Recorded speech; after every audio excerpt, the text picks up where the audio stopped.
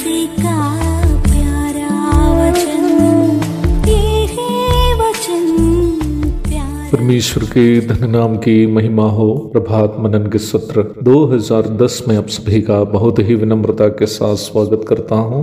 आइए आज के मनन के लिए हम पढ़ते हैं इब्रानी अध्याय 10 पद 22। तो आओ हम सच्चे मन और पूरे विश्वास के साथ और विवेक का दोष दूर करने के लिए हृदय पर छिड़काव लेकर और देह को शुद्ध जल से धुलवा कर परमेश्वर के समीप जाए। कल के मनन में हम ये देखे थे कि परमेश्वर के साथ एक व्यक्तिगत संबंध में जीने के लिए सच्चे मन की अनिवार्यता क्या है। निम्न श्रेणी में अगला पूरा विश्वास है जो हमें परमेश्वर के साथ संगति करते हुए जीने हेतु अनिवार्य है। विश्वास अथवा फेथ परमेश्वर के करीब आने और उनको प्रसन्न करने हेतु परमेश्वर के द्वारा रखा गया एकमात्र मापदंड है। Faith is a criteria given by God to get near to him and have fellowship with him. इब्रानियों 11:6। सार्वजनिक रूप में विश्वास शब्द का अर्थ भरोसा, आश्रय इत्यादि है। विश्वास को बाइबल में दो परिप्रेक्ष्य में परिचय कराया गया है। पहला,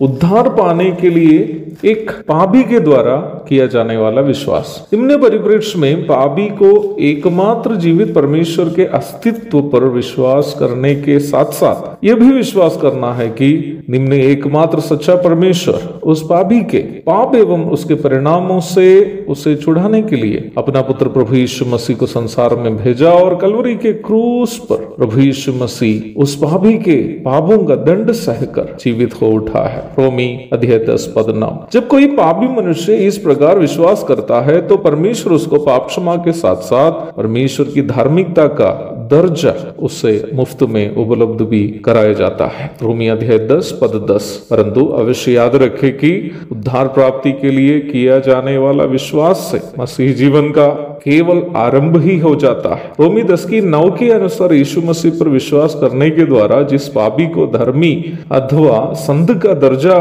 मिला, निम्न धर्मी को अपना आगे का मसीह जीवन को भी विश्वास से ही निभाना है। बाइबल बहुत ही स्पष्ट रूप में कहती है, पर मेरा धर्मी जन विश्वास से जीवित रहेगा और यदि वह पीछे हट जाए तो मेरा मन उससे प्रसन्न ना होगा। इब्रानी 10:38। यहाँ अर्थात इब्रानी 10:38 में बताने वाला विश्वास उद्धार प्राप्त हर एक विश्वासी को दैनिक जीवन में अवश्य होने का विश्वास है, जिससे वह नियमित रूप में परमेश्वर के साथ व्यक्तिगत संबंध रखते हुए एक सफल मसीह जीवन बिता पाएंगे। सफल मसीह जीवन का अर्थ यह नहीं है कि इस संसार में जीवन बिताते वक्त हम जो भी चाहते हैं उसे परमेश्वर हमारे लिए उपलब्ध कराता हो। एक सफल मसीह जीवन का मतलब एक ऐसा जीवन बिताना है जिससे परमेश्वर प्रसन्न हो। सफल मसीह जीवन का मतलब यह भी नहीं है कि हम अपनी मर्जी से और समझदारी से अपनी सुविधा के अनुसार प्रभु के नाम में कुछ भी करते हो। प्रभु के नाम में भी क्यों न हो,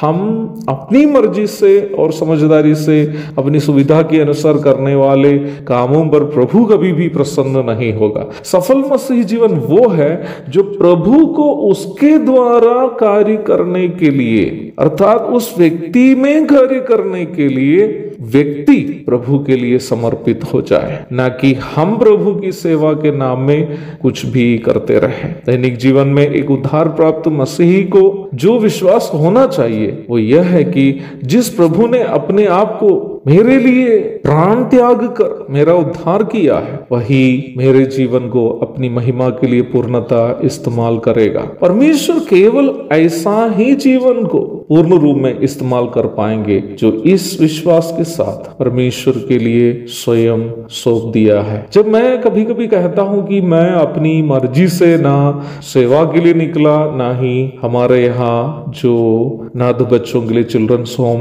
या बाइबल कॉलेज इत्यादि है, अपनी इच्छा से शुरू किया, कई मसीही लोग थोड़ा असमंजस में पड़ जाते हैं। वे लोग सोचने लगते हैं कि इसका मतलब इनको ये सब सेवा करने की इच्छा ही नहीं थी। ये बात बिल्कुल सच है कि मैं अपनी मर्जी से न सेवक बना, ना ही इन अन्य सेवाएं यहाँ जो चल रही हैं अपनी इच्छा से मैंने शुरू किया है, बल्कि मैंने परमेश्वर की इच्छा के लिए मेरे जीवन को सौंप दिया था। यदि मैं अपने शौक से ये सब करता तो ये कभी भी परमेश्वर की सेवा नहीं होती, बल्कि मेरी ही सेवा हो जाती। प्रति महीने लाखों रुपये खर्च होने वाली इन सेवगाइयां बिना मैं किसी के सामने हाथ बढ़ाते यदि चल रही है तो वो इसलिए कि प्रभु ने इन सेवगाइयां शुरू किया है। प्रति महीना हमें अपने 3 किराए के मकान के लिए केवल किराया तथा बिजली के रूप में लगभग 50,000 रुपये देना पड़ता है। अन्य आवश्यकताएं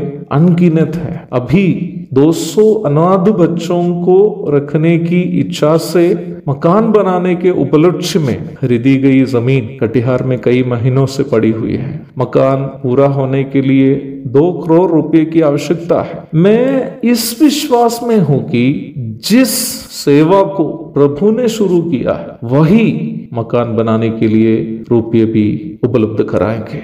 मैं इन बातें इसलिए आपसे कह रहा हूं क्योंकि मुझे सुनने वालों में कई ऐसे विश्वासी भाई बहन होंगे जो कई प्रकार की आवश्यकताओं के सामने हो, परंतु बहुत ही कम लोग ही होंगे जिनको उतनी आवश्यकता होगी जितनी मेरी है। मैं आपसे कहना चाहता हूं, प्रभु हम सबके लिए काफी है। जिस परमेश्वर ने अकाल के समय अपने दास एलिया को रोटी और मांस खिलाकर उनकी रक्षा की, जिस परमेश्वर ने सरेपात की विधवा को जो अपने पुत्र के संग आत्महत्या करने जा रही थी उसकी कर्ज से छुड़ाकर समृद्धि दिया, जिस परमेश्वर ने 40 वर्ष तक अपने जन इस्राएल को भोजन जल वस्त्र आदि जीने के लिए सब कुछ रेगिस्तान में उपलब्ध कराया, वो परमेश्वर मेरी और आपकी सभी जरूरतें पूर्ति करके हमें अपनी महिमा के लिए उपयोग करने के लिए पूर्णतः सक्षम है। केवल विश्वास के साथ हमें अपने आप को उनके लिए सौंप देना चाहिए ताकि